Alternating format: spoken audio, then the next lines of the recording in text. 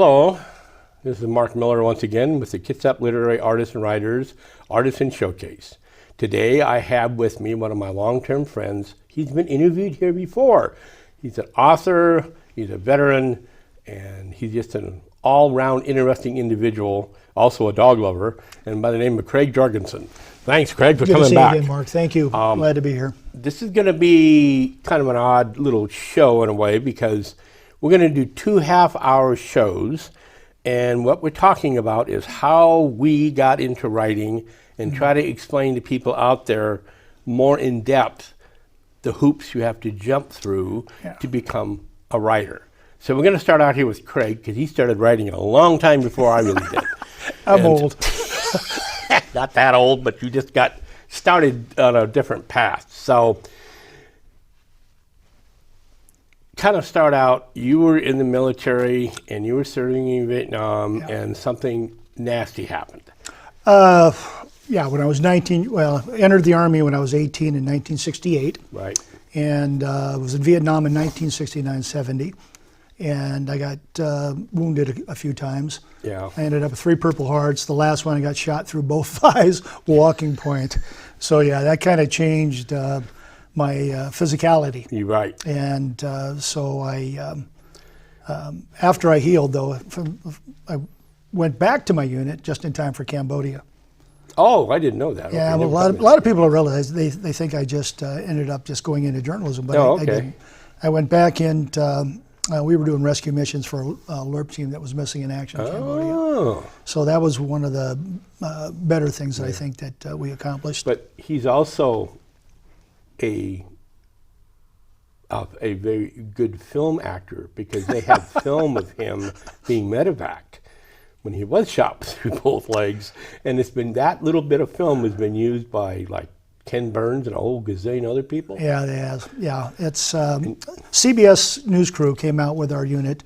We had a reconnaissance platoon. Yeah. And we had about 23 people. Then they took 3 of our people out and they put 3 of their people in. Right. Richard Threlkeld, Skip Brown, and a sound guy.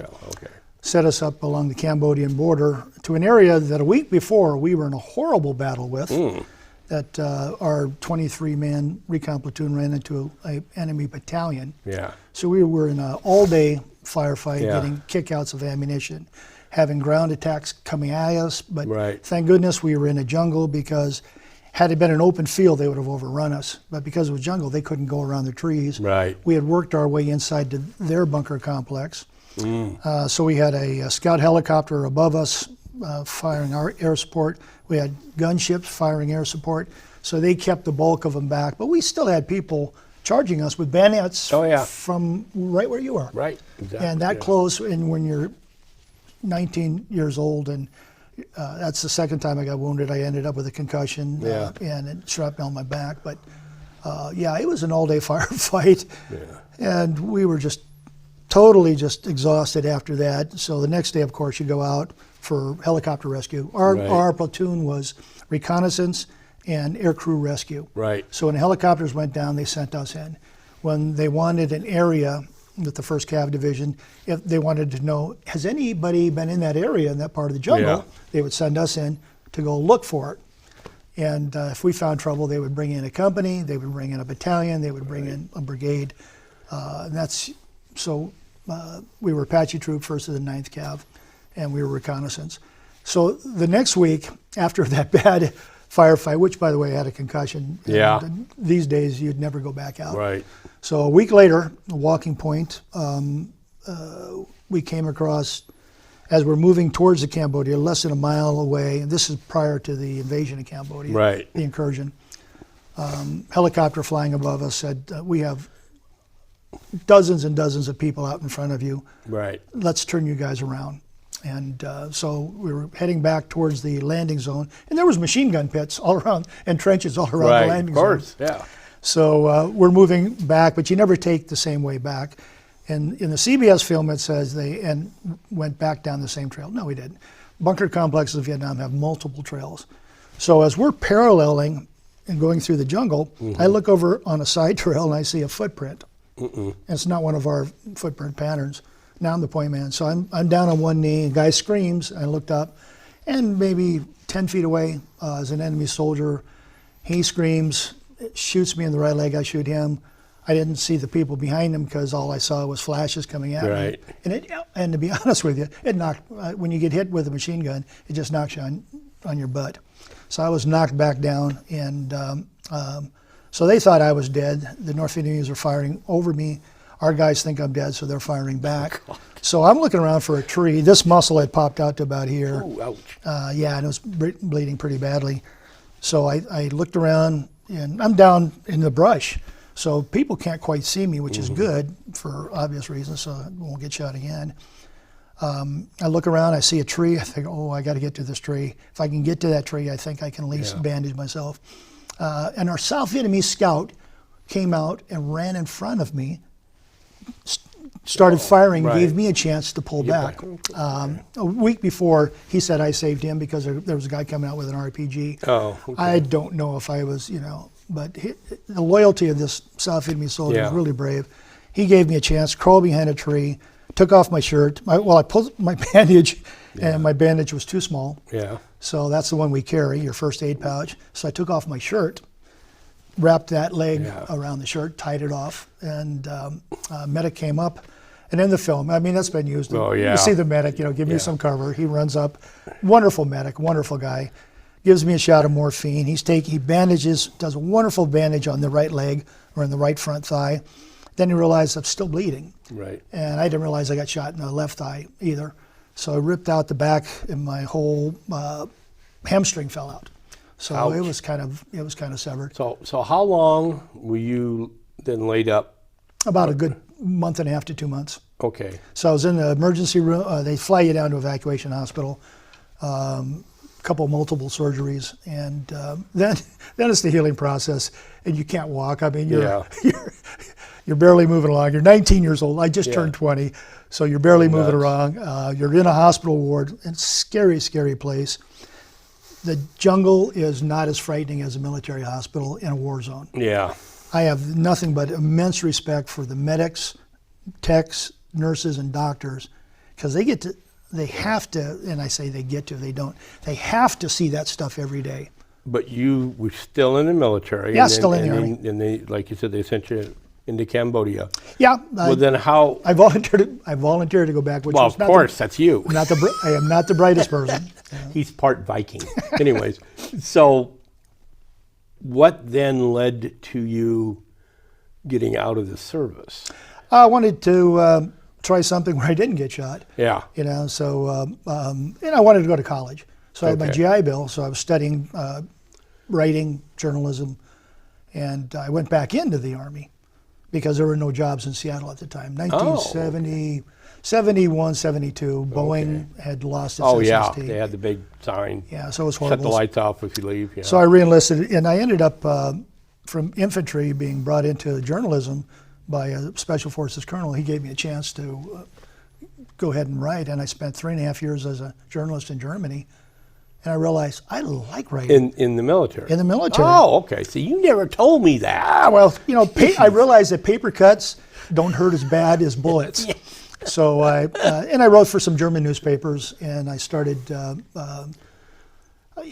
literary thing. I would send articles and short stories out. Yeah. And get rejection slips. I started collecting rejection slips. And I would put them on a board, and it's like, okay, Playboy rejected me. Well, let's see. Pick a magazine, they rejected me. And then, back then, in the old days, you had to send your manuscript with a self-addressed stamped envelope. Right. So that everything is paper. So they would send it back in your own envelope, and I got one back, and I just tossed it in. I thought, okay, another rejection slip. Only it wasn't. It was an acceptance letter. From who? It was from a literary magazine for a short story. Cool. And I did, it's a week or so later, they said, hey, you need to send back this contract. I went, excuse me? Contract? So I was very happy with that, Yeah. and I signed that thing, and I had my first short story published in a literary magazine. Then how did you also wrote for Black Belt magazines and some other ones, and how did that come about? I was in the martial arts, and I knew there's incredible talent here in the Pacific Northwest and Lower Canada. Oh, yeah. And I knew a bunch of these guys because I lost to them a bunch. And so I think I had one time I met one editor and he says, hey, if you want to write an article. So I wrote one article about, one familiar figure up here and sent it down. They sent me a paycheck and I thought, well, if they buy one. Yeah, aha. So then I did that for about 10, 15 years. I was a You contributing editor for Taekwondo Times. I was or assistant editor, contributing editor for, I think it was Karate Illustrated or Karate Kung Fu Illustrated. I wrote for Inside Kung Fu magazine, American Karate on the East Coast, all the major publications back then. But it was really relatively easy to do. And we were trying to teach people, later I would start teaching seminars to people who wanted to sell some, write some magazine articles to sell. Right. I said, well, you have to learn what the magazine wants, Right. what the word count is, what the photos are. And then you find the talent. And we're blessed up here with the Pacific Northwest and Canada with talent. I've written articles about Canadian national champion Patrick McCarthy. Mm-hmm. He lives in Okinawa now. He's a 9th and 10th Dan. Very, very famous martial artist. So he learned the hard Okinawan style? I call it hard because he understood of Richard Kim. He started with Kung Fu on the Canadian East Coast. Yeah. People like Kelly Warden in Tacoma, who was a Filipino master, Datu. That's a rank. You named Dan Gula with judo, with police wrestling, everything from whether it was judo, jiu-jitsu, eskrima, aikido, karate, and then different styles of karate, tang sudo. Mike Shintaku, Mike won a gold medal in the world. Remember when the Olympics were canceled and they had the Goodwill Games? Yeah. Okay, that was really the Olympics, but it wasn't the Olympics. They couldn't call it that. Yeah. So you had two people from the Northwest who won. Dan Anderson out of Portland, Oregon. He won the fighting division, and Mike Shintaku won the kata division. And so I've written articles about Mike, and because Dan was down in Portland back then, work schedules, I couldn't quite get that in. So then at what point, all of a sudden, and by the way, to everybody out there, the potential writers and stuff, this is back in the day pre-computer. So we're talking about, like when he says rejection slips, it's all off the typewriters. Maybe I don't know if you ever had a IBM selector, Selectmatic. Oh, that was new. I know exactly. You had the old blah blah blah blah. Yeah. So, but that also was pre-computer. Yeah. So even the industry was different. It took longer to get stuff back and forth. Oh yeah, weeks. And like you said, you got rejection letters and rejection letters and rejection letters. Stephen King said he got like 50 rejection letters for Carrie, which was his first big hit, before somebody picked it up, and that's what made him famous. And then they made a movie off it, all that jazz. So you're writing all these articles, right? And then all of a sudden, or were you at the same process starting to write books? Excuse me. I think the longest thing I wrote back for 15 or 20 years was 5,000 words. Magazines will only do 800 to 1,500 words. And the other part is people would say, well, I don't understand why they didn't buy my article. It was 6,000 words. Oh, well, yeah. Bingo. It's, you have to fall within their parameters. Keep it within 800 to 1,500 and know what they want, and it's easier. And I thought, well, I can't write anything above 5,000 words.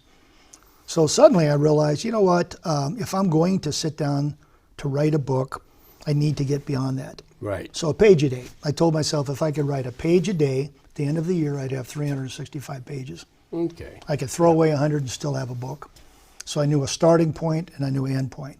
So I thought, okay, I'll write my first book about the Vietnam experience. And that was... Acceptable loss. And that wasn't that nonfiction? Nonfiction, and my portable typewriter. I'd come home from work every night and I had my ream of paper, my 5-gallon bucket of whiteout with a paintbrush. And for those younger generations who don't know about old typewriters, this is even before you had the powered IBM Selectmatic, which when that came out, my God, all the big government agencies started buying them because they were so much easier to use.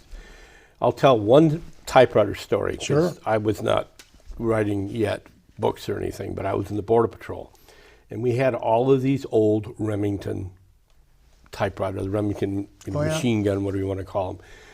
And we had to go in and write these arrest reports and stuff like this. And of course, most of us are doing this. I still do. I do too. Never learned.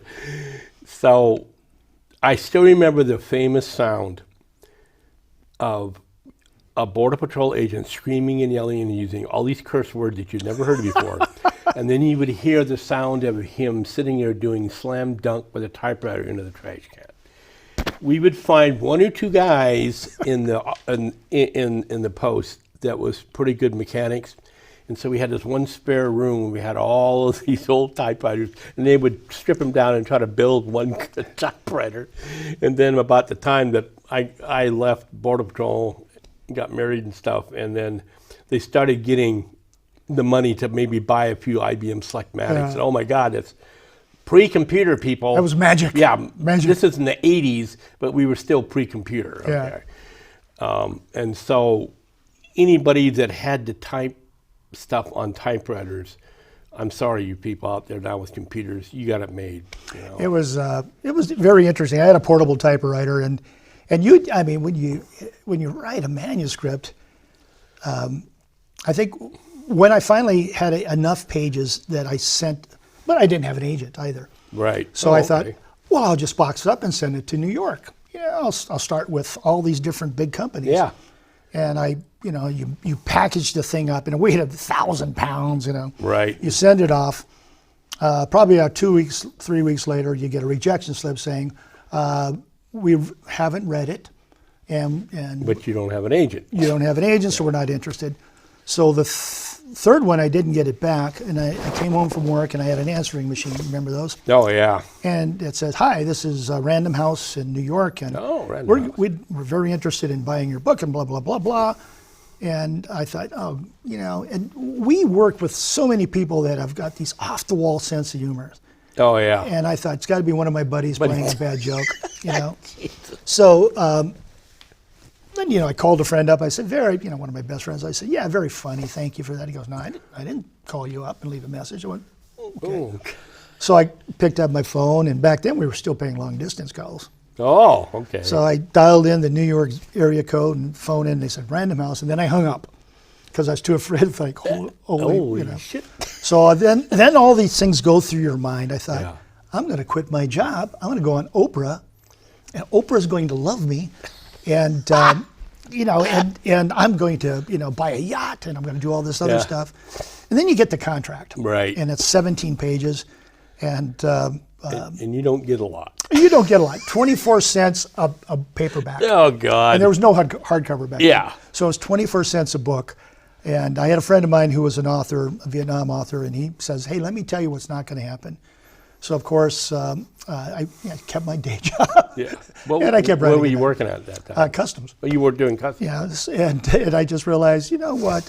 I can't live off of 24 cents before taxes. Yeah. And when they give you they give you an advance, and the advances at that time was it's ridiculous. It's 70, I think it was 7,000 or 7,500, but you don't get it all at once. No. You get a check when you sign the contract. You get a check when you turn in the finished book. Right. Because they said we need you to do edits. Right. Back to the typewriter and white out. Exactly. And so then you got that check, and then when the book was published, you got the other part of the 7,000. Now back then, if they couldn't sell enough of your book, that's right. Would they take part of your? That's another part of the contract that people don't realize, that when they give you an advance, you don't get a penny until that 7,000 is paid off. So, and then my goal was to buy a car that didn't leak oil. Oh, there you go. So that was my goal, and to have to buy stuff at the eye level shelf in the store. Oh, not down here, but now I can not upgrade. Not the discount rack. Yeah. But and then you just realize, what? We love writing, we love reading books, we love writing. Okay, so what if I don't make a lot of money? I'm still going to do this. Exactly. And that led to a few more books, and there was never it was never, people going, I want to write a book because I want to get rich. And then I will look at people and say, well, take up, be an electrician, be a dentist, be a plumber. But or welder or something like that. I don't know too many. I know 2 authors, big-time authors, that can actually make a living at it. Yeah. And the rest of us, we have our jobs and everything else. And there's some very famous people out there that, people forget that Nirvana paid for their first album. Oh, okay. Yeah. So they had to pay for the production costs for that. So, which proved to be beneficial later. But if you don't take a chance on yourself, then nobody else is going to take a chance on it.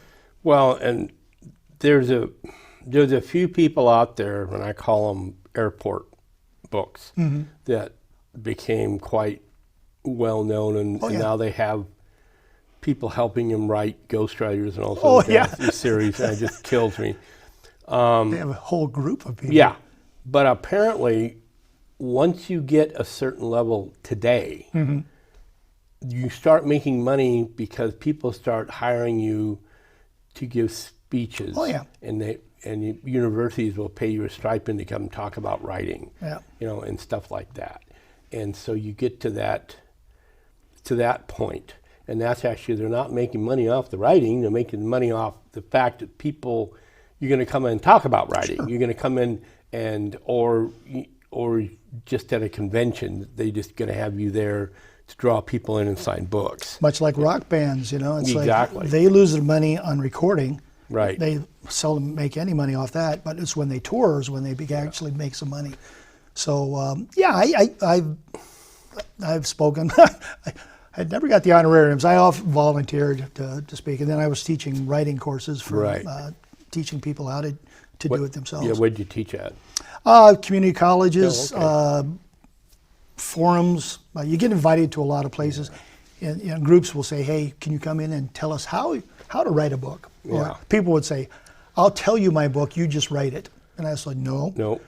Just let me tell you how you can write a book." There are still people doing that. Yeah, there's still people doing that. You still get every once in a while, I get this great idea, but I'm not a good writer. Could you help me write the book? On these writers' forum online. It probably takes, I don't know about you, how long does it take you to turn out a book? There was a point there where I was a writing fool. So I was just turning crap out like on a monthly basis. Oh, really? Yeah, because I had a sci-fi series, and we'll talk about this during the second half hour, where we'll get more in depth with the individual books.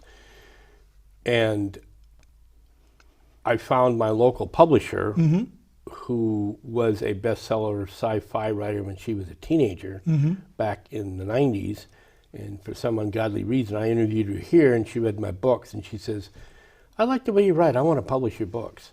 And I'm going, "Well, fine. I don't care if I ever get. At least I have a local publisher now that will help do all my covers and all that jazz." Because that's the other thing people don't realize. Once you wrote the book, you have all this other stuff you got to do. You got to have it set right. You got to have it ready for publication. You got to have a decent cover. You got to have a blurb on the back and all that jazz. And we'll go titles. And we'll go more into depth here in the next half hour. But that's kind of where we're at, and I'm going to go ahead and we're going to wrap it up now, and then we're going to come back and we're going to get more specific about actual books. And I've got a few books back here to kind of show the transition of covers and how covers can change as you go along, and you decide, oh, that cover's not very good, stuff it's like marketing. That. Exactly, and that's the other thing that people need to realize, that some people are natural marketers and some people aren't.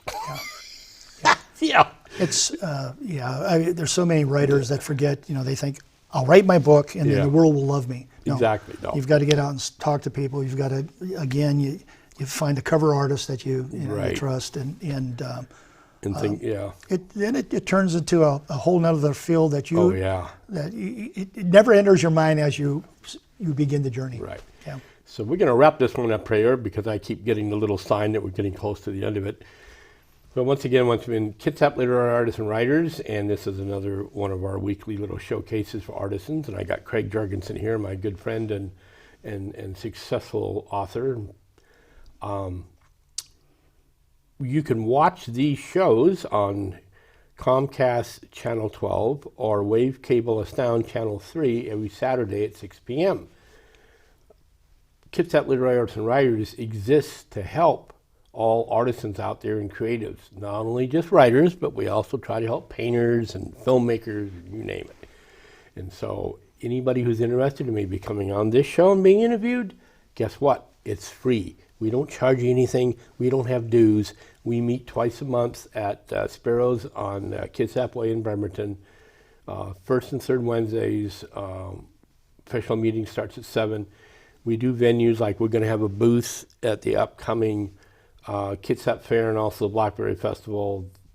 This show may not be shown until afterwards, but if you look at our webpage or our meetup page, a Facebook page, you can see where we have other venues that some of our authors will be appearing at. And we have authors that members of our group from every genre you can think of. So always, if you're out there and you've got a creative bone in your body, write or do film or paint or whatever, because I think that's what sets humans apart from a lot of the other animals. So with that, I'd like to wish everybody out there in the audience to have a very interesting week and a very productive year, and then tune in for the next half hour of continuation of this interview so we can go more in depth in the writing field. Once again, this is Mark Miller with Kitsap Literary Arts and Writers. Good day.